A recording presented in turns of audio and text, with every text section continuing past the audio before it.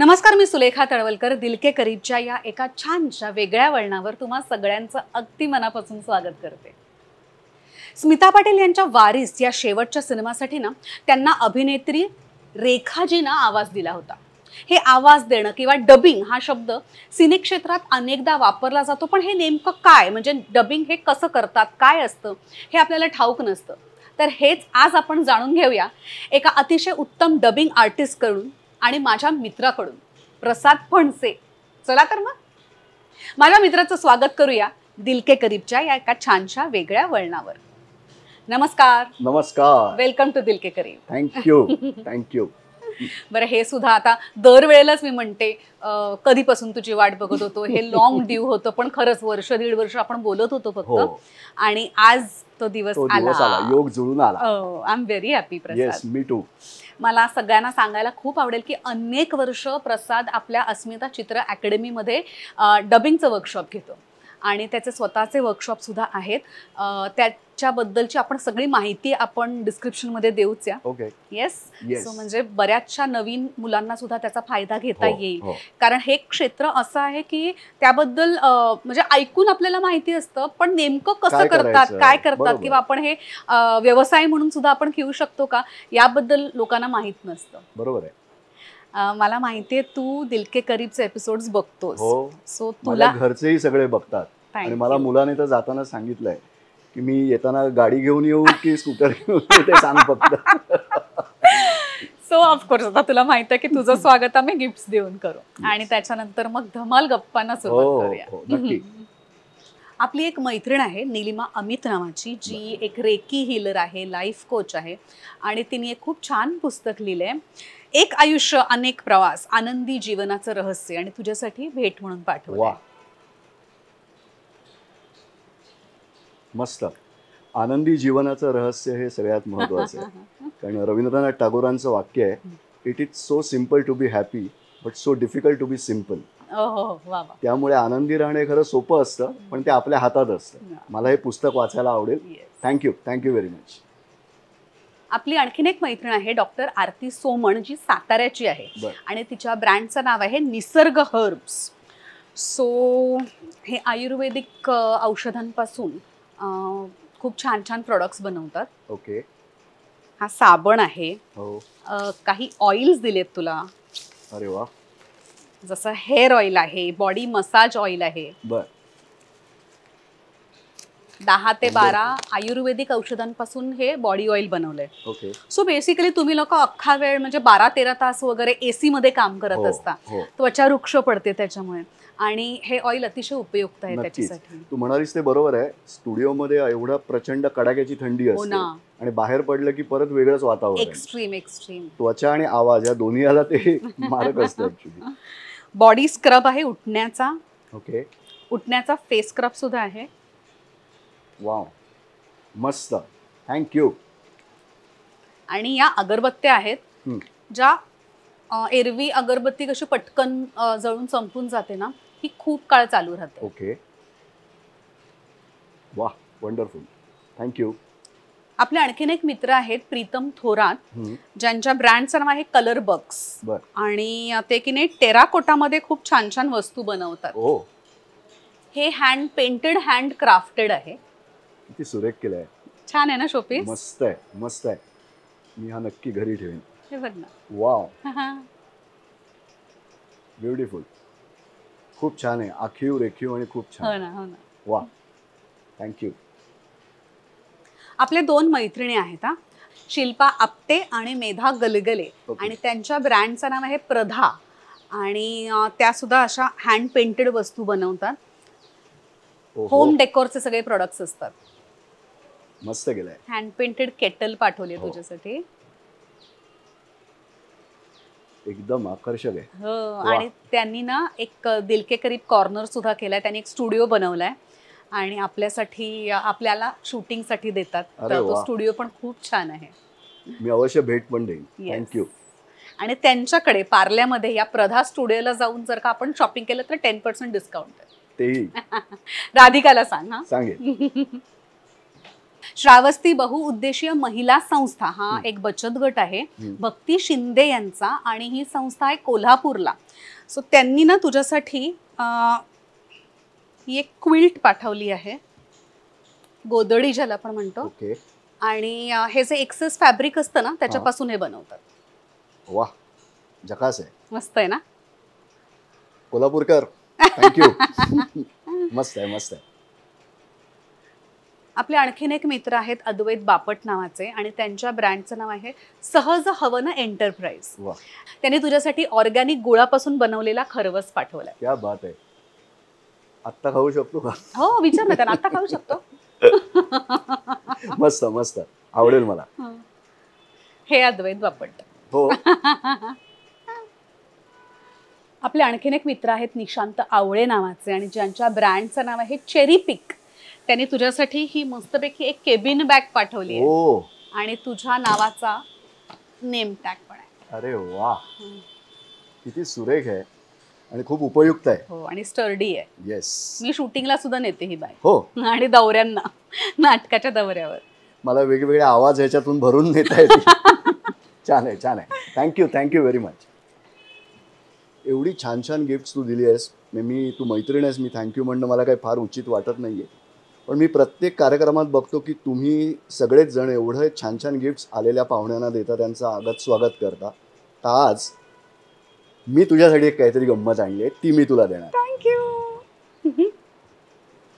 Wow, हे खास सुलेखा तळवलकर साठी आहे, जी माझी खूप वर्षांपासूनची मैत्रीण आहे, आणि तिच्यासारखंच मी थोडासा बोलतो. दिल के करीब मध्ये तुझं खूप मोठं स्वागत आहे. हे घे. आई ग, किती गड, किती छान. कोलकात्याच्या जवळ एक गाव आहे, तिथले जे ग्रामस्थ आहेत ते हाताने हे सगळं तयार करतात. वा वा वा वा वा. तर हा तू हवं तर ब्रँड म्हणू शकतेस, प्रसाद आणि राधिका. अच्छा, तुमचा ब्रँड आहे? नाही नाही नाही, आमच्याकडे एक माणूस येतो तिथून, खूप वर्ष येतोय, मंडल नाव त्याचं. अच्छा. आणि तो असा येऊन आम्हाला एक एक देतो, आणि मग डझनावारी वस्तू विकून जातो. मी राधिकाला म्हटलं तर मी आज जाईन, तर मी सुलेखासाठी हे घेऊन जाईन. Thank you so much. आणि हे इतकं अप्रोप्रिएट गिफ्ट आहे आता माझ्या नवीन घरासाठी. Good, thank you. येस. मस्त, मला रंग सुद्धा खूप आवडतो, पिवळा आंबा कलर आहे. Yes. Radhika, thank you so much. सुरुवात तर जोरदार झालेली आहे, मी खूप खुश आहे. सो आपण आता प्रश्नांकडे वळूया. नक्की. तू एक उत्तम ऍक्टर आहेस प्रसाद. सो सुरुवातीपासून ऍक्टिंग या क्षेत्रात होतास, त्यानंतर तू डबिंगकडे वळलास. हे कसं केलंस किंवा का केलंस? तू म्हणालीस तसं मी ऍक्टिंग आणि डबिंगला सायमल्टेनियसली चालू होतं माझं. आणि एक वेळ अशी आली की दोन्ही दगडांवर पाय ठेवल्यासारखं व्हायला लागलं होतं, कारण डबिंग या क्षेत्रातही बरीच सुधारणा होत होती आणि वाव पण खूप येत होता. आणि काही आमच्या कौटुंबिक गरजा पण तशा होत्या, कारण माझ्या सासऱ्यांना डिमेन्शिया डिटेक्ट झाला होता, आणि त्यांच्यासोबत राहणं सुद्धा आम्हाला आवश्यक होतं. तुला माहिती आहे, शूटिंगला आपल्याला किती तास द्यावे लागतात. त्यावेळी माझ्या 3-3, 4-4 डेली सोप्स चालू होत्या, त्यामुळे घरात वेळ देणं शक्य नव्हतं. आणि मी नेहमी स्वतःला सुदैवी यासाठी समजतो की मी डबिंग तेव्हापासून करत असल्यामुळे मला एक वेगळं क्षेत्र सुद्धा अवेलेबल होतं, जे मी चाचपून किंवा त्याच्याही पुढे जाऊन पाहू शकत होतो. आणि मग मी त्याच्यात गेली एक जवळ 10 वर्ष काम करतोय, and I am very much happy. I think ऊन पाऊस तू आपल्या बरोबर केली होतीस. आणखीन सुद्धा स्टार प्रवाहाची सुरुवातीची सिरियल एक होती 24 भागांची, ती केली होती. स्मिताताईंचा लाडका होतास तू, आणि जवळपास सगळ्या ह्याच्यामध्ये असायचंच आपल्या प्रोडक्शन्स मध्ये. त्या नेहमीच स्मरणात आहेत माझ्या. वेगळंच व्यक्तिमत्व होतं. मी मगाशी म्हणाले तसं की डबिंग करतात हे आपल्याला माहित असतं, पण डबिंग म्हणजे नेमकं काय, ते कसं करतात हे कदाचित आपल्या दिल के करीबच्या प्रेक्षकांना माहिती नसेल. म्हणजे आपल्या इंडस्ट्रीतल्या लोकांना माहित असतं, पण बाहेरच्या लोकांना जरा ते एक वेगळा व्यवसाय आहे त्यांच्यासाठी. सो त्याच्याबद्दल जरा डिटेलमध्ये सांगशील का? सांगेन. डबिंग म्हणजे काय थोडक्यात सांगतो की आपला आवाज एखाद्या कॅरेक्टरला उसना देणे. फक्त तो उसना दिलेला आवाज परत येत नाही, तो त्याच कॅरेक्टरसाठी राहतो. आणि सगळ्यात महत्त्वाचं म्हणजे वाचिक अभिनय. त्याच्यात वाचिक अभिनयच असतो, आणि जणू काही ते कॅरेक्टर आपल्याशी वेगळ्या लँग्वेजमध्ये बोलताय हा आभास निर्माण करणं म्हणजे डबिंग आहे. फॉर एक्झाम्पल आम्ही काही जॅपनीज किंवा कोरियन सिरियल्स नेटफ्लिक्ससाठी मराठीत किंवा हिंदीत करतो, तेव्हा आता ते जॅपनीज जे बोलतायत तो चेहरा जॅपनीज दिसत असला तरी बघणारा प्रेक्षक मराठी आहे, तर त्याला तो काय बोलतोय, त्याच्या भावभावना काय आहे ते कळलं पाहिजे, यासाठी ते डबिंग होतं. बरोबर. तर माझं काम हे असतं की जणू काही तो जॅपनीज माणूसच मराठीत बोलतोय, हा आभास निर्माण करणं की हो रे किती सुरेख मराठी बोलतोय ऍक्सेंट मध्ये, आणि ते तादात्म्य प्रेक्षक तेव्हाच पाहू शकतो त्या माणसाशी जेव्हा वाटतं की हो तोच माणूस बोलतोय. बरोबर. तर ही सोपी व्याख्या आहे की एखादं कॅरेक्टर दुसऱ्या भाषेतलं आपल्या भाषेत डबिंग करणं म्हणजेच डबिंग आहे. त्याला आपला आवाज देणं. कानांना हेडफोन्स असतात, कानामध्ये एक वेगळीच लँग्वेज ऐकू येत असते, माझ्या हातात स्क्रिप्ट तिसऱ्याच भाषेतली असते, हिंदी असते, कधी मराठी असते, कधी गुजराती पण असते, आणि मी त्याचे लिप मुवमेंट्स मॅच करत आपल्या लँग्वेजमध्ये आपला आवाज द्यायचा असतो. हे डबिंगचं काम. म्हणजे हे किती मल्टीटास्किंग आहे ना. आपल्याला स्क्रीनवरचं बघायचे सुद्धा, कानातलं ऐकायचे सुद्धा, समोरची स्क्रिप्ट वाचायची सुद्धा, आणि ते सिंक पण करायचंय. हो, खूप व्यवधानं पाळायला लागतात. मला असं नेहमी वाटतं की आपली कॉन्सन्ट्रेशन लेवल वाढवायचं एक उत्तम मार्ग आहे की आपण मेडिटेशन वगैरे म्हणतो, पण तुला एक फोकस ठेवायला लागतो की ते कॅरेक्टरनी आता लिप्स उघडलेत आणि त्यांनी पॉज घेताना लिप्स बंद केले, तर मी पण तेव्हाच थांबलं पाहिजे. आता कम्प्युटरमुळे काय झालंय की तू फ्रेम्स पुढे मागे करू शकतेस, पण ॲज अ व्हॉइस आर्टिस्ट तुझा हाच प्रयत्न पाहिजे की मी त्याच फ्रेम मध्ये माझं काम संपवेल. बरोबर. हे खरं चॅलेंजिंग मला वाटतं, कारण केवळ आणि केवळ तुला आवाजातून व्यक्त व्हायचं असतं, हे महत्वाचं आहे. सुरुवातीला मला ना अभिनय करणं सोपं वाटायचं, डबिंग करणं खूप अवघड वाटायचं, पण आता मला मजा येऊ लागली आहे त्याची. खूप मज्जा असते. मला आता एक गंमत आठवली पटकन. सतीश तारे जे आपले ऍक्टर होते, त्यांनी एका सिनेमात काम केलं होतं आणि ते काही कारणास्तव डबिंगला येऊ शकत नव्हतं. त्या दिग्दर्शकांनी मी त्याच्या सगळ्या सिनेमाचं त्यांना डबिंग आरेखंदे करून दिलं होतं, हा ऍक्टर यासाठी वगैरे असं. एक दिवस मला ते असे विमनस्क अवस्थेत बसले होते आणि मला म्हणाले, प्रसाद सतीशचं डबिंग तू कर. म्हटलं का? नाही, तो येऊ नाही शकत आहे. म्हटलं मी बघतो काय आहे ते. सुलेखा, त्या माणसाने स्क्रिप्ट सोडून एवढं काय काय त्या स्क्रीनवर केलं होतं, म्हणजे एका दमात जवळजवळ 15 वाक्य 20 वाक्य. अरे बापरे. म्हणजे चॅलेंजिंग. मी तुला काय सांगू, मी त्या दिवशी ते डबिंग केलंय त्याचं, घरी आल्यावर मी सांगितलं होतं पूर्ण दिवस माझ्याशी कोणी काही बोलू नका. माझी हवाच गेली होती, खरं सांगतो तुला. एवढं म्हणजे ते खूप चॅलेंजिंग होतं. त्याचं एक तो दमसाज ठेवून बोलणं, तो फास्ट बोलायचा खूप, आणि काय वाटेल ते त्याच्यात त्याने स्वतःच्या ऍडिशन्स केल्या होत्या आणि धमाल केली होती. की इव्हन बरेचसे कॉमेडी नट आहेत ना, ते स्क्रीनवरती काम करताना कॅमेरा समोर धमाल करतात, पण जेव्हा डबिंगला येतात तेव्हा त्यांना ती जाणीव नसते की आपण तिथे जे केलंय तिथे मॅच करायचंय आपल्याला. मग तिथे खूप प्रॉब्लेम सुरू होतो. त्यामुळे तुम्हाला जर ऍक्टर असाल तर डबिंगची सुद्धा एक डोक्यात कल्पना पाहिजे की मला तिथे स्टुडिओत गेल्यावरती माझं काम सुद्धा कसं डब करायचंय ते, त्या पद्धतीनेच मी तिथे ऍक्टिंग केली पाहिजे. याचं उत्तम उदाहरण आहे संजू कुमार, ते दिलीप कुमार असं सांगतात. मी त्यांचं तेव्हा असं पाहिलेलं नाहीये काम, की ते लिप मुवमेंट्स फार कमी करायचे. अच्छा. क्या तुम चाहते हो कि मैं नहीं जा सकते, क्यों नहीं चाहते, का तर at the time of dubbing ते त्यांना नीट मॅच करता यायचं. किंवा एखादा शब्द बदलायचा असेल तर तो आकारांत असेल तरी तो उकारांत केला तरी कळायचा नाही. ही हुशारी आहे त्याच्या मागची. निळू फुल्यांच्या बाबतीतही सांगतात की उत्तम डबिंग करायचे. ते तर म्हणे हेडफोन्स लावायचेच नाहीत, एकदा स्क्रीनवर पाहायचे आणि सुरू करा असं सांगून ते सुरू करायचे आणि धडा धडा धडा ते वाक्य हो डब करायचे. अरे बापरे. किंवा माझ्या सुरुवातीच्या काळात मला आठवत आहे फिल्म सिटीला डबिंग चालायचं मोठ्या स्क्रीनवर, आणि तेव्हा 9 ते 6 अशी शिफ्ट असायची आणि सगळे आर्टिस्ट बोलवलेले असायचे. म्हणजे लक्ष्मीकांत बेर्डे असायचा, विजय कदम असायचा, अजित भुरे असायचा, सगळे असायचे. मग आम्ही सगळे असे बाहेर सोफ्यावर बसलेलो असायचो. मग सांगायचे, प्रसाद तू आणि अजित आज जा, तुमचा सीन करा. आणि तो जो काही अनुभव मिळाला आहे ना 10-10 तास एवढ्या मोठ्या लोकांबरोबर काम करण्याचा, टेरिफिक आहे तो. लक्ष मला अजूनही आठवत आहे, कधी कुठल्याही स्टुडिओत भेटला की मला नेहमी म्हणायचा, तो डबिंगला ना काय आज कुठे डबा ठेवून आलास असं म्हणायचा. तर ही धमाल आहे, म्हणजे डबिंग मधली गंमत आहे. वा वा वा. तू भरपूर जाहिराती केल्यास ना, अंदाजे किती केल्या असतील रे? माझ्या मते 5,000च्या वर तरी. बापरे. कारण आपण जेव्हा मराठी कार्यक्रम बघायला बसतो टीव्ही समोर, तेव्हा मध्ये मध्ये ज्या जाहिराती येतात ना, पटकन तुझा आवाज ओळखू येतो. कधी कधी असं असतं की म्हणजे एक वेगळा हेल असतो, वेगळा टोन असतो, पण तुझा आवाज पटकन ओळखू येतो आणि बघताना असं वाटतं की अरे हा प्रसाद आहे, अरे हा पण प्रसाद आहे, अरे हा पण प्रसादचा आवाज आहे. सो एक 2-3 तास जर का आपण टीव्ही समोर बसलो असू तर निदान 5 ते 7 जाहिराती तुझ्या असतात. मला एका मित्राने त्याच्यावर प्रतिक्रिया अशी दिली होती, अरे 1-2 जाहिराती तुझा आवाज नाही ऐकू आला रे. म्हटलं का रे? का? नाही त्या फिमेल ओरिएंटेड होत्या म्हणून. नाही जोक सपाट, पण जाहिरातीचं डबिंग हे वेगळंच आहे. म्हणजे त्यात बरेच प्रकार पण आहेत, ते मी ओघाने बोलेनच त्याच्यात. पण जाहिरातीचं हे खूप स्किल आहे. कारण 30 सेकंदाची जाहिरात असते आणि तुला तेवढ्या वेळात अचूकपणे ते कॅरेक्टर पकडायचं असतं.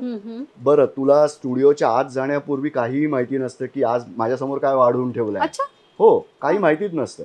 तिथे गेल्यावर तुझ्या हातात स्क्रिप्ट येते की आज तुला MS धोनीना डब करायचं आहे किंवा MS धोनीच्या समोरचं कॅरेक्टर डब करायचं आहे किंवा नुसताच व्हॉइस ओव्हर करायचा आहे. म्हणजे आता फक्त 50 रुपयात अशा पद्धतीचं जे टॅगलाईन असते ते रेकॉर्ड करायचं आहे. त्यामुळे तुझा अलर्टनेस हा खूप महत्वाचा असतो आणि तुझ्या वाचिक अभिनयावरची शब्दोच्चारावरची हुकूमत ही सुद्धा खूप महत्वाची असते. त्यामुळे जाहिरात हे मी नेहमी डबिंग मधलं कळस समजतो. मी ज्यांना या क्षेत्रात यायचं त्यांना मी नेहमी सांगतो की पायरी पायरीने वर या तर तुम्हाला यश नक्की मिळेल. तर जाहिरात हा कळस आहे याच्यामधला, असं माझं तरी मत आहे. आणि सॉरी, डबिंगचा विषयच निघाला तर मला सांगायला आवडेल, अवंतिका आपली जी सिरियल होती त्याचं सुद्धा असं एक अचानक डबिंग करावं मला लागलं होतं. म्हणजे वन फाईन मॉर्निंग 6च्या सुमारास संजय सुरकरांचा मला फोन आला, प्रसाद तू कुठे आहेस? म्हटलं घरी आहे. तू ताबडतोब जेवढा म्हणजे शक्य होईल तेवढा आमच्या त्या स्टुडिओत जा, तिथे आरती एडिटिंग करायची. गिरीश ओकचा एक सीन अडलाय आणि तो पुण्यातच शूटिंग करतोय, त्यामुळे तो डबिंग करणं शक्य नाहीये आणि तो टेलिकास्ट आजचा आहे रात्रीचा. काहीतरी ग्लिचेस आले होते किंवा टेक्निकल साऊंड काहीतरी असं काही प्रॉब्लेम झाला होता. म्हटलं ठीक आहे. आणि मी दादरमध्येच राहत असल्यामुळे मी हार्डली 8 का 8:30ला स्टुडिओत गेलो. इथेच तेव्हा आणि आरती तयारच होती ते करून. तो सीन पाहिला, मी लिहून काढला, ते डायलॉग्स जे आहेत ते डब केले. त्यांच्या आता तसाच्या तसा आवाज मॅच करणं प्रत्येक वेळी शक्य नसतं, पण मी जेवढं मॅनेज झालं तेवढं केलं आणि चॅनल मधून तो व्हॉइसही ओके झाला आणि तो टेलिकास्टही थांबला नाही आणि तो झालाय, मला सगळ्यात आनंद झाला. तर अशी वेळ सुद्धा येते. मला तेच तुला विचारायचं होतं की आता फिल्म मध्ये जेव्हा आपण डबिंग करतो, तर मी एखादं कॅरेक्टर करते तर मला जाऊन डबिंग करावं लागतं फिल्मचं. ओके, त्या कॅरेक्टरचं डबिंग करावं लागतं. पण असंही होतं ना की तुला कधी कधी दुसऱ्या, जसं मगाशी तू म्हणालास, दुसऱ्या ऍक्टर्सचं डबिंग करावं लागत असेल, पण त्यासाठी तो आवाज मॅच होणं म्हणजे ती मिमिक्री सारखं काही असतं का? चांगला प्रश्न आहे सुलेखा. हा प्रश्न मला बऱ्याच वेळा विचारला जातो की मिमिक्री करणं म्हणजे डबिंग आहे का? तर माझं उत्तर असं आहे, मिमिक्री हा डबिंग मधला एक भाग आहे. एखाद्याचा व्हॉइस तू करू शकतोस किंवा शकतेस, हा तुझा प्लस पॉइंट आहे, पण म्हणजे डबिंग नाही. आता तू जो सिनेमाचा उल्लेख केलास त्यात का डबिंगची आवश्यकता भासते तुला सांगतो. फॉर एक्झाम्पल लगान सिनेमा, त्यात आशुतोष गोवारीकरांचा प्रयत्न होता की सगळा सिंग साऊंड करायचा, अजिबात डबिंग करायचं नाही. सिंग साऊंड म्हणजे काय ते प्रेक्षकांना एकदा सांग ना. हो, सिंग साऊंड म्हणजे जसं नाटकात आपण लाईव्ह बोलतो तसं सिनेमातलं लाईव्ह साऊंड हा तसाच ठेवायचा, डबिंग करायचं नाही. त्यांचं म्हणणं असं होतं की त्यामुळे कदाचित परफॉर्मन्स कमी होऊ शकतो, पण माझं मत उलट आहे. डबिंगमुळे तुझा परफॉर्मन्स आणखी वाढतो. कारण माझं काही त्यात हुकलं असेल, चुकलं असेल तर मी डबिंग मध्ये ते भरून काढू शकतो. पण तू जर तो सिनेमा आठवत असेल तर शेवटी क्रिकेटचा एक मोठा सिक्वेन्स आहे, त्यावेळी त्याला जाणवलं की हे लाईव्ह साऊंड होणं इथे तरी शक्य नाही, त्यामुळे काही पार्ट त्यातला डब करावा लागला. त्यामुळे डबिंगचा मेन उद्देश हाच आहे की जेव्हा at the time of shooting तुला अँबियन्स साऊंडचा काही वेळा प्रॉब्लेम येतो. बाजूने एसटी चालले त्याचा आवाज आला, आता जसं बाहेर कन्स्ट्रक्शनचा वगैरे आवाज चालू आहे, जे नॅचरल साऊंड्स आहेत ते येत राहतात. तर ते जर मी सिनेमात तसे ठेवले तर योग्य दिसणार नाही. मग त्यासाठी डबिंगची गरज भासली गेली आणि म्हणून ते डबिंग हे सुरुवात झाली. आणि दुसरं कारण जे मी मगाशी म्हटलं की माझा परफॉर्म एनहान्स होण्यासाठी आवाजातून सुद्धा मी बरंच काही करू शकतो. कदाचित मी at the time of shooting तेवढा तो सीन नीट केला नसेल, पण मग आवाजातून मी काय करू शकतो, तर ते डबिंगमुळे आणखी ते भरीव कामगिरी होऊ शकते. यातली एक काय सांगता येईल, एक महत्वाची गोष्ट अशी आहे की काही सिनेमांच्या वेळी असं असतं, फिल्म प्रोड्युसर्स हे खूप पैसेवाले असतात वगैरे, मग त्यांना त्यांच्या मुलीला किंवा मुलाला लॉन्च करायचं ते होतं, ते कसे बसे काम करतात. पण जेव्हा आपण फायनल प्रॉडक्ट पाहतो तेव्हा चेहऱ्यावर काहीच नसतं. मग आम्हाला असं सांगण्यात येतं डबिंग आर्टिस्ट म्हणून, बाबांनो किमान तुम्ही 50% तरी तो सिनेमा वर आणा, मग किमान आवाज ऐकणं तरी सुसह्य होऊ दे, मी कळू दे तरी काय म्हणायचंय ते. त्यामुळे सुद्धा डबिंग आवश्यक आहे, ही गरज आहे. जसं जाहिरातींबद्दल बोलत होतो, म्हणजे मला त्याबद्दल म्हणजे त्याचं डबिंग कसं होतं, काय होतं वगैरे त्याबद्दल खूप उत्सुकता आहे. तर त्याच्याविषयी काही सांगू शकशील का, किंवा काही किस्से? हो. मला एक विचारायचं आहे की मराठी जाहिराती ज्या आपण ऐकतो ना, सो कधी कधी काय असतं की इंग्लिश असतात, मग त्या मराठीत डब केल्या जातात, किंवा वेगळ्या लँग्वेजच्या असतात, तमिळ, तेलुगू, त्या मराठीत डब केल्या जातात. पण मग ते मराठी प्रॉपर मराठी का नसतं, म्हणजे प्रमाण मराठी का नसतं? बरोबर आहे. यावर आमचंही बऱ्याच वेळा चर्चा होते. पण कसं असतं की क्लायंट कडून अप्रूव्ह झालेली एक स्क्रिप्ट येते, तो क्लायंट बँगलोरला असतो, दिल्लीला असतो, कुठूनही असतो, आणि आम्हाला असं एक सांगितलं जातं की तुम्ही स्क्रिप्टचा पण एक टेक घ्या आणि तुम्हाला जे योग्य वाटतंय तोही टेक घ्या. पण आम्ही प्रमाण भाषा जी एक मराठी आपण वापरतो, जी कामासाठी वापरली पाहिजे, आमचा आग्रह असतो की काही वेळा ते खूप चुकीचं लिहून आलेलं असतं. मी आता फॉर एक्झाम्पल एखादी ती वॉशिंग पावडरची जाहिरात आहे, त्यात हमखास असतं बघ, जिद्दी दाग, हे हिंदीत बरोबर आहे, तर त्याचा हट्टी डाग कसं होईल मराठीत? डाग कसे हट्टी असतील? ते चिवट डाग असतात, जे जात नाहीत, तर ते हट्टी लिहून आलेलं असतं. मग आम्हाला सांगण्यात येतं तुम्ही हट्टी पण म्हणा आणि चिवट पण म्हणा. तर असे काही कॉम्प्रोमाइजेस सुद्धा करावे लागतात. पण आम्ही नेहमी हे त्याचा पाठपुरावा करतो की योग्य बोललेलं स्क्रीनवर जावं, पण ते प्रत्येक वेळी होतच असंही नाही. किंवा दुसरी गोष्ट, सेलिब्रिटीज असतात. आता फॉर एक्झाम्पल मी सचिन तेंडुलकरच्या काही जाहिराती डब करत असतो, मी तेव्हा मला त्याचा व्हॉइस मॅच करायचा प्रयत्न करावाच लागतो. म्हणजे हाय सुलेखा, ॲक्च्युली आज दिल के करीब मध्ये येऊन मला खूप आनंद झाला, it's the secret of my energy, thanks. असा एक त्याचा एक बोलण्याचा अंदाज आहे, तो असं थोडं अडखळत बोलतो, तर ते मॅच करावं लागतं तिकडे. किंवा अमिताभ बच्चन असतील तर त्यांची जेव्हा डबिंगला जाहिरात येते तेव्हा ते स्वतः हिंदी किंवा इंग्लिशमध्ये करतात, पण सहसा रिजनल लँग्वेजेसना ते डबिंगला येत नाही. त्याचं एक तुझे किस्सा विचारते, त्याची एक गंमत आहे. असा अनुभव आणखी एका माणसालाही आलाय, जो मलाही आलाय. तो असा आहे, एक प्रॉडक्ट होतं, म्हणजे कॅडबरीचंच प्रॉडक्ट होतं आणि दिवाळीचाच सुमार होता, आणि एका स्टुडिओत ते स्वतः डबिंगला येणार होते, आणि क्लायंटनी त्यांना रिक्वेस्ट केली होती की तुम्ही 3 लँग्वेज त्या पण प्लीज करा. त्या होत्या मराठी, पंजाबी आणि गुजराती. तर मराठी लँग्वेजसाठी मला सुपरवायझर म्हणून तिथे पाठवण्यात आलं होतं की त्यांचं उच्चारण बरोबर आहे ना वगैरे तुम्ही सांगा.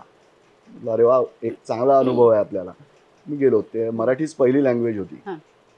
काहीतरी असे डायलॉग होते त्यांचे, कॅडबरीकडून दिवाळीनिमित्त हार्दिक शुभेच्छा, असं ते त्यांच्या ह्याच्यात बोलत होते. त्यांचं थोडं ना ते शुभेच्छा, चला च, हे बघ अमिताभ बच्चन मराठीत बोलतायत किंवा गुजरातीत बोलतायत हे बघणारा पण ऍक्सेप्टेड असतं. So he did his job, client was happy, क्लायंटनी ओके केलं होतं. तरी ते मला तिथून विचारायचं, ओ शुभेच्छा, चा, हा सर चा, मध्ये मला म्हणा ओ लोणच्यातला च आहे क्या, असं म्हणाले. हा लोणच्यातला च त्यांनी केलं, ते केलं. पण आता तो माणूस का मोठा आहे तुला सांगतो. ही केम आउटसाइड, साऊंड इंजिनियरच्या इकडे आले, I want to listen what I did just now. त्यांना ऐकवलं, 2दा ऐकलं त्यांनी. क्लायंटला म्हणाले, what I did just now, I am not very much happy, I request you to call some voice artist who can do my voice and do these 3 languages. तो client सांगतोय, sir नाही, it's fine, it's very much. मला विचार, are you okay? Yes absolutely. No no but I am not very much satisfied, please excuse me, असं करून ते गेले निघून. अच्छा. आणि मग निनाद कामत जो एक उत्तम व्हॉइस आर्टिस्ट आहे, जो उत्तम मिमिक्रीही करतो, त्याला बोलावण्यात आलं आणि त्याने त्या 3 लँग्वेजेस केल्या. तर असाही अनुभव आपल्याला येतो. किंवा ह्याच्या विरोधात एक अनुभव तुला गमतीशीर सांगतो. काही वेळा क्लायंटच्या ऑफिसमध्ये किंवा डिरेक्टरचा कोणतरी मेहुणा, कोणतरी नातेवाईक असा एक असिस्टंट म्हणून किंवा एक मदतीला असतो तिथे. तर अशाच एका स्टुडिओत आम्ही ज्या डबिंग करत होतो तेव्हा असा काहीतरी एक तो सीन होता त्या जाहिरातीत. शिक्षक विचारतायत, तर मुलांनो सांगा तुमची कुणाशी अहमहमिका आहे, स्पर्धा कुणाशी आहे, चढावड कुणाशी आहे. तो अहमहमिका ह्या शब्दावरच ती जाहिरात होती, कठीणचं सोपं कसं वगैरे असं काहीतरी. तर मग उत्तर समोरून मुलं देतात कॉलेजमधली, अहमहमिका, अहमहमिका म्हणजे असं काय काय वेगवेगळे जण विचारतात. तर तो जो कोण इसम होता त्याला एक तर ह्यातलं काही गम्य नव्हतं, माहिती नव्हतं, पण एक मी इझी आहे बोलायचं आहे ना फक्त, असा एक ॲटिट्यूड होता. तो त्याने मी ते कॅरेक्टर करतो. फाईन, मी बाजूला उभा होतो असा शांतपणे. माईकवर उभा राहिला, कानात ते ऐकू, ते खूप डिफिकल्ट असतं, कानात वेगळंच ऐकू येत आहे, मला बोलायचं आहे. तर त्याचं ते सुरू झालं की मी वन मो अमु हम अहम अहमिका हा शब्द सोडून तो बाकी सगळं बोलत होता. बरं ते ऍक्सेप्ट नाही करायचं की मला नाही येत आहे. 1-2दा झालं मला म्हणतो सॉरी जरा स्लिप ऑफ टंग होत आहे ना. तर मी त्याला तिथून शांतपणे सांगितलं, स्लिप ऑफ टंग नाहीये, हे स्लिप ऑफ मदर टंग आहे. बरं तेही त्याला काही कळलं नाही, तो भाग वेगळा. तर अशाही गमती जमती होतात. मगाशी आपण जसं म्हणालो तसं की आधी तू ऍक्टर होतास, अभिनेता होतास, त्याच्यानंतर मग डबिंग आर्टिस्ट झालास. पण तू ऍक्टर म्हणून एस्टॅब्लिश्ड होतास आणि एक उत्तम ऍक्टर आहेस तू. त्याचा फायदा तुला डबिंगमध्ये झालाच असेल ना? नक्कीच झाला.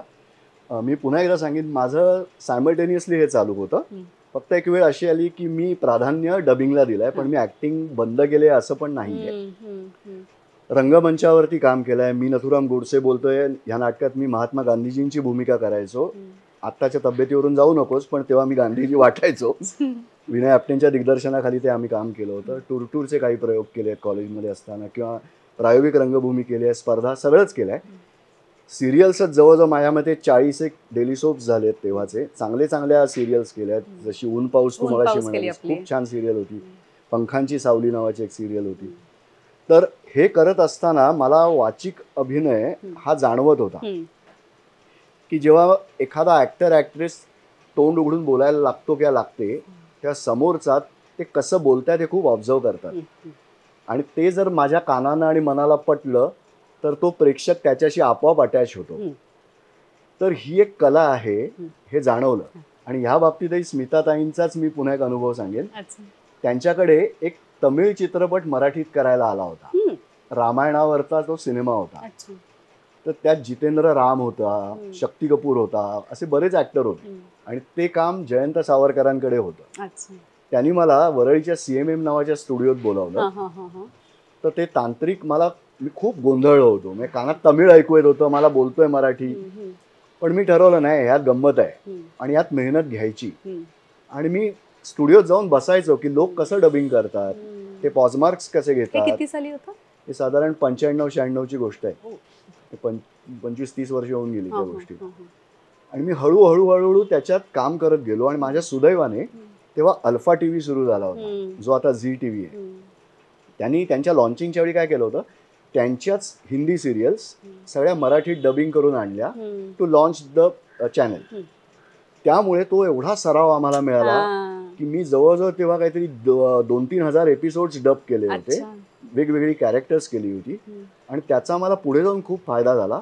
आता मी एक पानभर डायलॉग जरी तू डबिंगला दिलास तरी मी रिहर्सल करून तो सलग करू शकतो.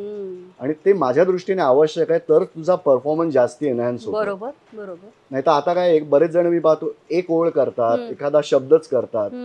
पण ते टेक्निकली म्हणून ठीक आहे, पण तू एक ऍक्टर म्हणून ते करणं जास्ती आवश्यक आहे. तर तो सगळा सराव आम्हाला तिथे मिळाला. प्लस जाहिराती, जिथे मला प्रदीप भिडेंनी संधी दिली, ती मला आठवते विक्सची जाहिरात होती. एक ओळ काहीतरी होती, कसे आहात तुम्ही, असं एवढंच काहीतरी म्हणायचं होतं. पण ते म्हणताना सुद्धा किती मला कष्ट पडले होते हे मला अजूनही जाणवत आहे. आणि जाहिरातीतली गंमत तिथे मला कळली होती की हे इकॉनॉमिक्सच्या दृष्टीने सुद्धा खूप महत्वाचं क्षेत्र आहे, आर्थिक म्हणजे अर्थार्जन जे म्हणतोय. आणि इथे कामाला अशी गती आहे, म्हणजे तुला असं राहावं लागतं कायम, जे मला खूप आवडतं.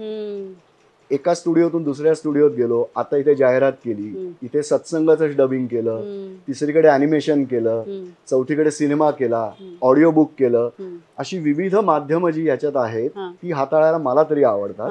आणि जाहिरात हे त्यातलं सगळ्यात फास्ट क्षेत्र आहे, ती गंमत आहे. पण तो जो काळ होता प्रसाद, जेव्हा तू ऍक्टिंग वरून डबिंग आर्टिस्ट म्हणून शिफ्ट होत होतास, तो एक स्ट्रगल पिरियड तुझ्या आयुष्यामध्ये असेल ना? तो पिरियड कसा होता आणि तेव्हा तुझ्या पाठीशी तुझ्या दिल के करीब असे कोणी लोक असतील ना, ते कोण होते? स्ट्रगल हा कुणालाच चुकलेला नाही. कुठल्याही क्षेत्रात आपण काम केलं तरी स्ट्रगल असतोच. पण जसं मी म्हटलं, माझं हे काम सायमल्टेनियसली चालू असल्यामुळे मला शून्यापासून सुरुवात करावी लागली नाही. माझे कॉन्टॅक्ट्स इथे पण होते जसे ऍक्टिंग मध्ये आहेत, त्यामुळे दे वर नोईंग की हो प्रसाद आहे आणि आता तो फुल टाइम अवेलेबल आहे. जो आधी बऱ्याच वेळा असं व्हायचं की चांगल्या जाहिराती, काही चांगली प्रोजेक्ट्स मला सोडायला लागायची, ती आता सोडायला लागत नव्हती. हा एवढाच स्ट्रगल होता खरं तर. आणि पाठीशी म्हणशील तर माझं सगळं कुटुंब माझ्या पाठीशी होतं. आई वडील तर होतेच, माझे घरचे, आमचं एकत्र कुटुंब होतं तेव्हा. आजी आजोबांपासून काका काकू आम्ही सगळे एकत्र होतो. नंतर माझे सासू सासरे, माझी बायको राधिका, हिने तर मला ठामपणे पाठिंबा दिलाय, आत्ताही पाठिंबा आहे. सगळ्यांनीच मला असं त्यात कधी कोणी मागे खेचलेलं नाही. तुला करायचं आहे ना, म्हणजे जेव्हा पॅशन तुझं प्रोफेशन म्हणून तुला घ्यायचं असतं, त्यावेळी हा जर सपोर्ट असेल तर किती महत्वाचं ठरतं हे मला तेव्हा जाणवलंय आणि आजही जाणवलंय. आता आपल्या अस्मिता चित्र अकॅडमीमध्ये सुद्धा बरीच मुलं म्हणतात की आम्हाला डबिंग करायचं आहे, आम्हाला डबिंग करायचं. ते त्यांना माहीत नाही आहे ह्याच्यामध्ये ॲक्टिंगपेक्षा जास्ती कष्ट आहेत असं मला तरी वाटतंय. पण जर का आपल्याला डबिंग आर्टिस्ट व्हायचं असेल तर आपल्याला काय काय तयारी करायला लागते, किंवा आवाजाची काळजी, किंवा आपलं वाचन म्हणा, किंवा तयारी काय करायला लागते? हा पण चांगला प्रश्न आहे. कारण ना इवन आपल्या क्षेत्रातले बरेच जण मला फोन करून असंही विचारतात, प्रसाद उद्या मी फ्री आहे, जरा डबिंगला सांग ना काय असेल तर असं नाहीये. हा फुल टाइम जॉब आहे. 24 तास तुम्हाला अपुरेही पडू शकतात, एवढं काम आहे या क्षेत्रात. आणि खूप प्रॅक्टिस केल्यानंतर हे जमेल असं आहे. त्यातल्या त्यात मला असं वाटतंय की ऍक्टिंगला एवढी कदाचित प्रॅक्टिस लागत नसेल जेवढी खरं तर डबिंगला लागते. हो, सराव हा लागतोच तुला, कारण तंत्र पण आहे ना त्याच्यात. जसं म्हटलं, ऐकून तुला बोलायचं असतं. तर एक तर मला असं वाटतं भाषेवरचं प्रभुत्व हे सगळ्यात महत्वाचं आहे. ज्या भाषेत तू काम करतोयस किंवा करतेयस त्या घोड्यावर तू आरूढ व्हायला पाहिजे आणि तो लगाम तुझ्या हातात पाहिजे. कारण स्टुडिओ टाइम हा खूप महत्वाचा असतो, कारण तो परवडत नाही. आणि तिथे तुला जर भाषेमुळे तुझी अडचण होत असेल तर तिथून सांगण्यात येतं की what are you doing man, हे बरोबर नाही. आता मी तिथे मराठीत जर फ म्हणायला लागलो तर ते चालणार नाही, मी फणसेच म्हटलं पाहिजे. आणि मी हिंदी बोलत असेल तर हिंदीच वाटलो पाहिजे. क्या तुम मेरे साथ आओगी, क्यों नहीं आ सकती यार, असं हे बोलणं जे आहे तर हे सुद्धा मला तसं जमलं पाहिजे. आणि आजच्या घडीला तुला सांगतो, हिंदी, तमिळ आणि तेलुगू ह्या 3 भाषा जर तुला अवगत असतील तर तुला घरी जायला सुद्धा वेळ अपुरा पडेल, हे मी तुला 200% सांगू शकतो. कारण प्रत्येक काम हे ह्या 3 भाषांमध्ये डबिंग होतच होतं. मग ती जाहिरात असेल, सिनेमा असेल, OTT प्लॅटफॉर्म असेल, सगळं. तर माझं या मुलांना नेहमी सांगणं असतं की हिंदी भाषेवर मेहनत घ्या. तुमची भाषा तर तुम्हाला यायलाच पाहिजे, पण ती सोडूनही इंग्लिश, त्याचे उच्चारण तसंच आलं पाहिजे. कारण बऱ्याच वेळा साऊथ इंडियन लँग्वेजेसमध्ये जेव्हा डबिंग होतं तेव्हा ते सांगतात हमारे इसमें टी का उच्चार टे ऐसा होता है. अरे नाही, तुमच्या इथे होत असेल, पण टाटा टी हे टाटा टीच म्हटलं पाहिजे तुला. तसं कसं चालेल बोलून? Product name should be product name. तर ह्या गोष्टी खूप महत्वाच्या आहेत. आणि वाचन मोठ्यांदा वाचलं पाहिजे, कारण स्क्रिप्ट जेव्हा येते आणि तुला जेव्हा ते परफॉर्म करायचं असतं, हे मोठ्यांदा वाचणं हे खूप महत्वाचं ठरतं. आणि त्यासाठी मी 2 गोष्टी या मुलांना नेहमी सजेस्ट करतो. पहिली गोष्ट, ऑल इंडिया रेडिओवर जर तुम्हाला काम करणं शक्य असेल तर करा. का? तर तिथे 6 ते 60-70 वयोगटापर्यंत तुला कुठलंही कॅरेक्टर करावं लागतं. आज मी गेलो तर 10 वर्षाचा मुलगाच तिथे रेकॉर्ड करतो, कधीतरी कर्ण करतो, कधी एखादे आजोबा करतो. तो जो आवाज आला तुला आपोआप जे व्हॉइस मॉड्युलेशन मिळतं त्याचा सराव तुला रेडिओवर मिळतो. प्रसाद, करा म्हणजे काय करा, कसं करा? ऑडिशन्स असतात, ऑल इंडिया रेडिओच्या ऑडिशन्स कशा कळतात त्याचं तुला तिथे जाऊन प्रत्यक्ष एक तर तिथे जायचं. हो, तिथे जे नाटकाचे प्रोड्युसर्स आहेत त्यांना विचारायचं की तुमचे ऑडिशन्स. पण तिथे असं कोणालाही जाऊ देतात? म्हणजे आता ही मुलं गेली ज्यांना करायची इच्छा असेल, तू सांगू शकतेस की मला ऑडिशनसाठी विचारणा करायची, नाटकाचा विभाग आहे तिकडे, बरं, त्यांना आम्हाला भेटू द्या. त्यांचे फॉर्म्स असतात, एक प्रॉपर प्रोसिजर आहे. मग त्यांच्याकडून कॉल येतो आणि तुला ती ऑडिशन द्यावी लागते. त्यांचं ग्रेडेशन असतं, त्या ग्रेडेशन प्रमाणे तुला रेकॉर्डिंगला बोलवलं जातं. मी 1986 पासून आजतागायत जेव्हा कधी रेडिओकडून कॉल येतो मी बाकीची कामं बाजूला ठेवून तिकडे त्यासाठीच जातो की मला एक वेगळं काहीतरी काम करायला मिळेल. आणि दुसरं, NAB नावाची जी संस्था आहे, nab, national association for the blind, तिथे वरळी सी फेस्टला त्यांचे 3 स्टुडिओज आहेत. तिथेही तुमचे ऑडिशन्स घेतात आणि तुमचा व्हॉइस जर पास झाला तर तुमच्या आवाजात तुमच्या भाषेतलं पुस्तक रेकॉर्ड होतं.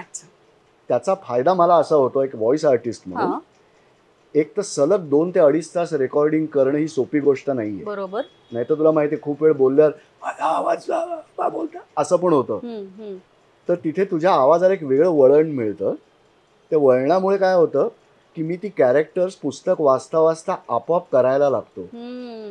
मी जसं महाभारताचं पुस्तक वाचत असेल तर मीच द्रौपदी वाचतो, मीच युधिष्ठिर वाचतो, मीच अर्जुन वाचतो. आता मी द्रौपदी वाचताना काय बाईचा आवाज काढणार नाही, पण त्या इमोशन्स माझ्या आवाजातून आणेन. वाचिक अभिनय हाच आहे, बाकी काही वेगळं नाहीये. तर ह्या 2 गोष्टी जर शक्य झाल्या तर आवर्जून कराव्यात असं मी माझ्या प्रत्येक वर्कशॉपमध्ये सांगतो. बरोबर. प्रसाद, या क्षेत्रात AI चा कितपत धोका आहे? म्हणजे खरं तर ही एक चांगली गोष्ट आहे की म्हणजे इतकी प्रगती होतीये, पण कदाचित जे मॅन्युअल लेबर आपण म्हणतोय त्याला कुठेतरी अफेक्ट करत असेल ना? बरोबर आहे. आर्टिफिशियल इंटेलिजन्स, कृत्रिम बुद्धिमत्ता, यात पॉझिटिव्ह पण आहे, नेगेटिव्ह पण आहे. या डबिंगच्या क्षेत्रामध्ये ट्रान्सलेशन हा जो एक विभाग आहे तिथे बऱ्यापैकी याचा शिरकाव झालेला आहे. पण जेव्हा तिथून येणाऱ्या स्क्रिप्ट्स आम्ही वाचतो त्यात बरेचसे बदल आता तरी करावे लागत आहेत. मला पुढचं माहित नाही. व्हॉइसमध्ये, व्हॉइसिंगमध्ये, डबिंगमध्ये, रेकॉर्डिंग्समध्ये अजून तरी एवढा शिरकाव झालेला नाही.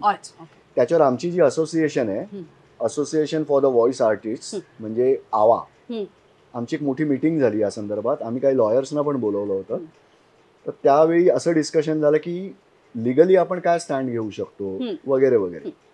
आणि आम्हाला काही डेमोज पण दाखवण्यात आले की बघा इथे असा व्हॉइस, आर्टिफिशियल व्हॉइस केलेला आहे. पण ते पाहताना आणि ऐकताना जाणवत होतं की त्यात मजा नाहीये.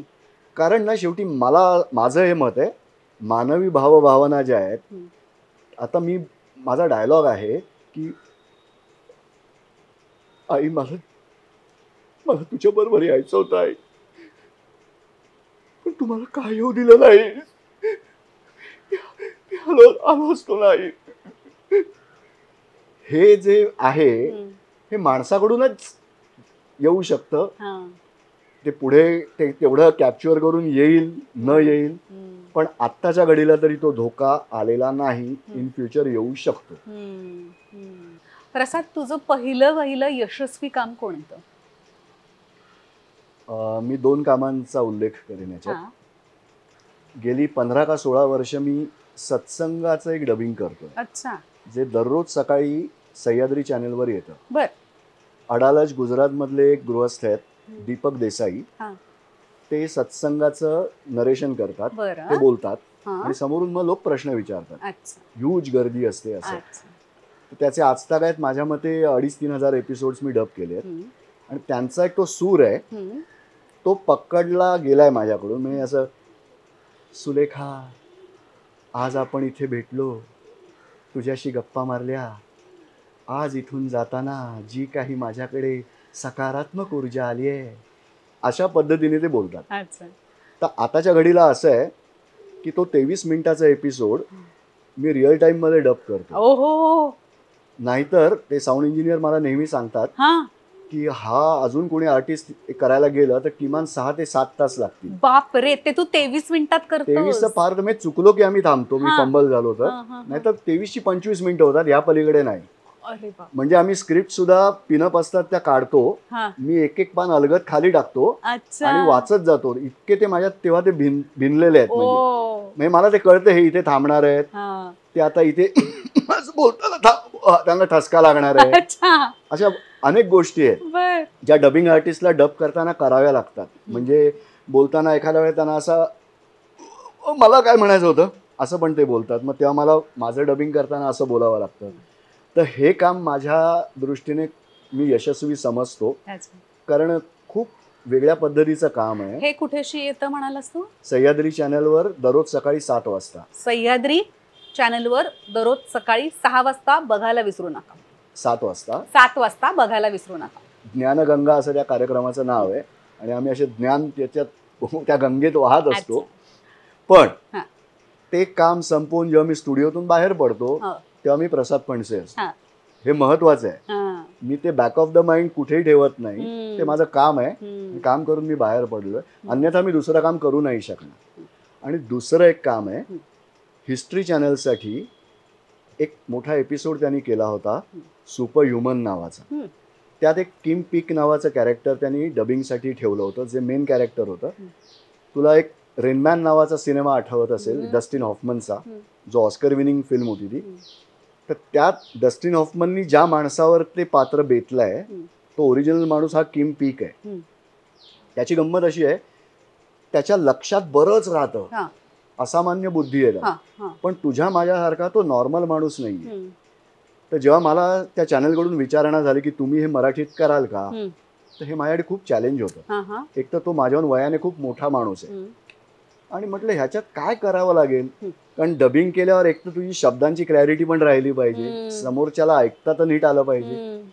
तर मी घरी अक्षरशः रियाज केला त्याचा, आरशासमोर उभं राहून तोंड वेडी वाकडी करून सगळं काही केलं.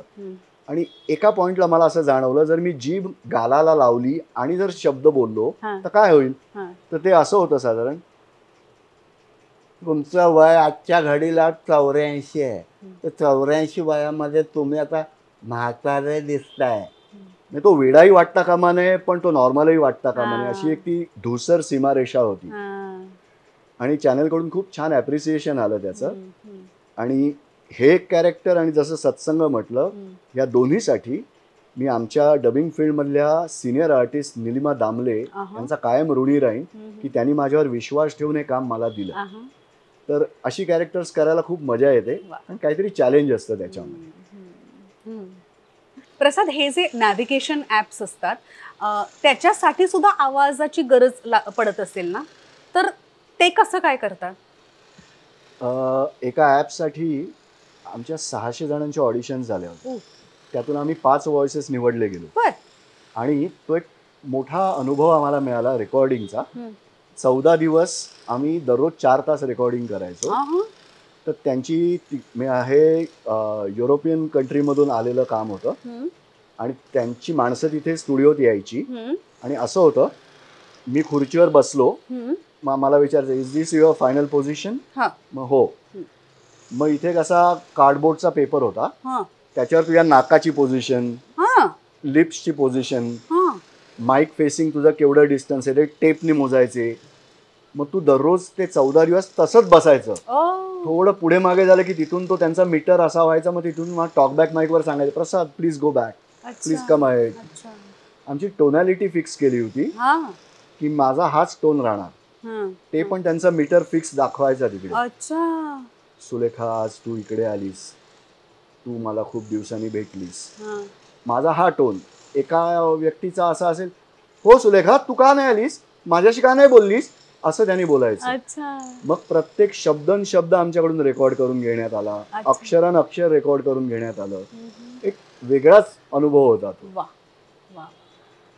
आणि म्हणजे त्याच्यामध्ये सुद्धा इतकी मेहनत असते आणि आपण ते इतकं सहज ऐकतो ना रोज. हो. आणि ते आता कदाचित पुढे जाऊन रिलीज होईल, तर तुम्हाला त्या लँग्वेजमध्ये पण ते ऐकता येईल. कमाल कमाल. प्रसाद, आता इतकी वर्ष तू माझा मित्र आहेस, सो मला माहिती तू कसा आहेस, तू फार बोलत नाहीस, जे बोलतोस ते म्हणजे टू द मार्क बोलतोस, टू द पॉइंट बोलतोस, शांत आहेस. म्हणजे तुझ्याकडे जाऊ म्हणजे एखादा प्रॉब्लेम जर का डिस्कस केला तर अचूक त्याचं उत्तर देणं किंवा लोकांना मदत करणं वगैरे, हे असा गुड बॉय आहेस तू. ओके, ह्या विरुद्ध काही काम केलंयस का आणि त्याच्यामध्ये एनर्जी कशी आणतोस तू? तर तुम्ही मला निरागस वगैरे असं पण म्हणता, मला माहिती आहे. तर याच्या विरुद्ध म्हणजे तुला सांगेन मी, दादा कोंडकेंची जाहिरात होती. दादा कोंडके तुला माहिती आहेत, त्यांचं एक तर टेक्स्चरच वेगळं होतं, बोलायची पद्धत वेगळी होती. तर ते करतानाही मला गंमत आली. ती साधारण असं होतं,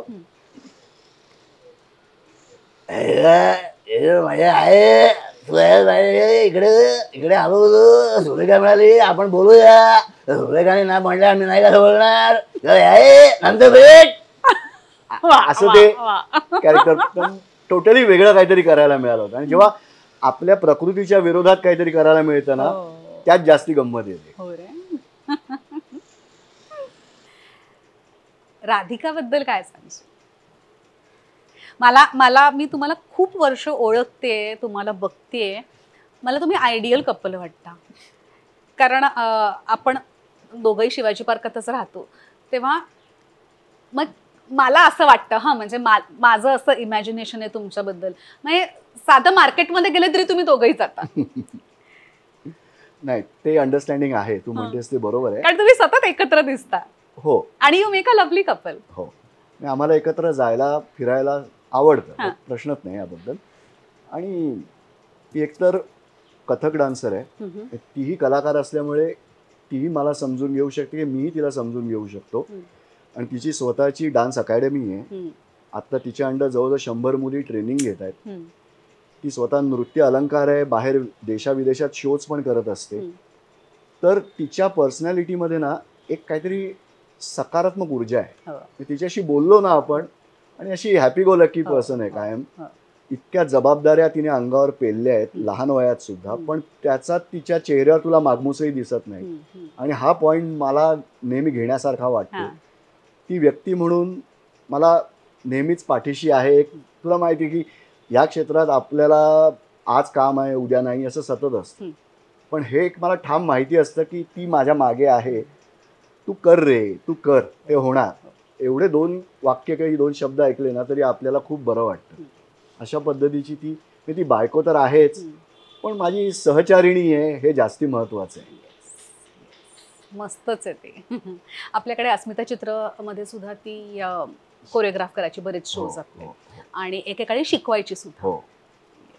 आता माझा मुलगा रोहन हा सुद्धा या क्षेत्रात आहे. तो पण व्हॉइसिंगमध्ये बरंच काम करतोय. तो इंग्लिश आणि हिंदी नेटफ्लिक्ससाठी लीड व्हॉइस आहे. काय? अरे मला माहितीच नव्हतं. हो, मी बरेच त्यांचे शोज तो करतो. किती वर्षाचा आहे तो? आता 27 आहे. 27. आणि मॉडेलिंग पण करतोय. आता त्याची गुगलची ऍड आता रिलीज होईल. दिसायला पण सुंदर आहे तो. हो, आता रॉकेट बॉयज 2 जो सीझन आला त्यात त्याने एक चांगलं कॅरेक्टर प्ले केलंय. अच्छा.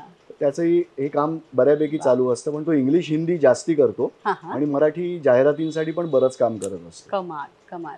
पण म्हणजे ते तो स्वतःहून करतोय की तुझं बघून बघून करतो? लहानपणापासून ना तो स्टुडिओत यायचा, त्याला आवडायचं, आणि तो मिमिक्री पण खूप छान करतो. म्हणजे ना नातेवाईकांपासून सगळेच समोर कोण भेटला की तो सांगणार, बाबा ह्याची बोलायची लकब अशी आहे, तो करून दाखवतो. त्यामुळे जे ओळखतात त्याला ते जरा असे असतात, रोहन आता माझ्याबद्दल नाही ना काही, असं कायम असतं. तर तेव्हापासून त्याचं ते आपोआपच सुरू झालं. मला असं करावं नाही काही लागलं. तो रेडिओ प्रोग्राम्स करायचा, आमच्या सिनियर आर्टिस्ट बरोबर तो बिंदास जायचा, अंधेरी, गोरेगाव, रात्री अपरात्री यायचा पण त्यांच्याबरोबर. आणि त्यातून तो करतच गेलाय. कारण याच्यात लेगसी चालत नाही, आनुवंशिकता आपल्या क्षेत्रात चालत नाही. तुझ्यात जर काही असेल तर तू टिकशील, अन्यथा टिकणार नाहीच. हे स्पष्ट आहे. लोकांना वाटतं चालतं म्हणून, पण अजिबात नाही. आपला ह्याच्यावर विश्वास आहे. त्याने जर त्याला प्रूव्ह केलं, he will, otherwise he will not. एवढं सोपं आहे ते. बरं वाटलं ऐकून. थँक्यू. तू गाण्याचे कार्यक्रम सुद्धा करतोस ना? म्हणजे त्याला आम्ही कन्सेप्च्युअल शोज म्हणतो. ॲक्च्युली मी टिपिकल ऑर्केस्ट्रा करत नाही. फॉर एक्झाम्पल, अंबरीश मिश्र नावाचे जे ज्येष्ठ पत्रकार आहेत, जे भाषा प्रभू ज्याला म्हणता येईल, मल्टीलिंग्विस्ट पर्सन आहेत, ते एकाच वेळी तुझ्याशी मराठी, हिंदी, संस्कृत, इंग्रजी अशा अनेक भाषांमध्ये बोलतात. तर त्यांना मी एकदा एके ठिकाणी ऐकलं होतं आणि म्हटलं यांच्यात गंमत आहे. पण त्यांना वेळ अपुरा पडत होता कारण तो ऑर्केस्ट्रा होता. तर माझ्या डोक्यात तेव्हा अशी कल्पना आली की एखादा कार्यक्रम असा केला की हिंदी चित्रपटातल्या गाण्यांवर अंबरीश सर बोलतायत आणि गाण्यातल्या गमती जमती, त्यातली नजाकत ही उलगडून दाखवतात. तर काय करता येईल? तर मग आम्ही SD बर्मन, RD बर्मन, पिता पुत्र अशी कन्सेप्ट घेऊन तो कार्यक्रम केला आणि त्याला तुफान रिस्पॉन्स आला. मग त्याच्यामध्ये आम्ही SD RDच्या गाण्यावर राधिका तिच्या कलिग्सचे डान्स परफॉर्मन्स ठेवले. सुमित राघवनला एक गाणं गायला लावलं त्याच्यात, मैत्री खातर. मग त्यातून एक एक घडत गेलं. मग आम्ही एक अभंग आणि लावणी असं कॉन्ट्रास्ट विषय घेऊन धनश्री लेलेला त्याच्यात इन्व्हॉल्व्ह करून असा एक वेगळा कार्यक्रम केला. क्रिकेटवर एक वेगळ्या पद्धतीचा केला की तेंडुलकर, कोहली आणि गावस्कर 3 पिढ्या, तर त्याच्यावर काय करता येईल. मग द्वारकानाथ संजगिरी आणि समोर एक पॅनल, माधवराव आपटे, वासू परांजपे, मिलिंद रेगे, प्रवीण आमरे अशी मंडळी. आणि मग ऑडिओ व्हिज्युअल करून त्यांचे परफॉर्मन्स पण दाखवायचे आणि यांनी बोलायचं पण. असं एक केलं. एक अपरिचित पु ल नावाचा गिरीश कुलकर्णी, चंद्रकांत काळे आणि सतीश आळेकरांचा कार्यक्रम आम्ही केला. एक पंचम तंत्र म्हणजे RD बर्मन याच्या म्युझिकमधल्या गमती जमती. म्हणजे त्याने RD Burman he was a genius person, he was a sound person. त्याने त्यांच्या असिस्टंटच्या पाठीवर हाताने वाजवून टॅप डान्सचा व्हॉइस रेकॉर्ड केला होता, जो माझ्याकडे आहे अजूनही. डार्लिंग डार्लिंग चित्रपट, देवानंद झिनतअमांचा. तो अमृतराव कीर त्यांचे जे असिस्टंट होते त्यांच्या पाठीवरती वाजवून केला होता. आणि अमृतरावांनी सांगितलं होतं माझी पाठ लाल झाली होती, पण 3 ते 4 टेक झाले होते. आणि तो आवाज त्याने तिकडे वापरलाय. किंवा खुल्लम खुल्ला प्यार करेंगे या गाण्यात एका समेवर पाण्याची चूळ वापरली आहे त्यांनी. टाक अशी चूळ येते तिकडे. तर त्याला साऊंडचा एवढं ज्ञान होतं. तर ते कसं आणता येईल. तर आमचे माधव आसगावकर नावाचे साऊंड इंजिनियर आहेत, त्यांचा वर्सोव्याला स्टुडिओ आहे. ते पंचम भक्त आहेत, जगात पंचम एकच असं त्यांचं मत.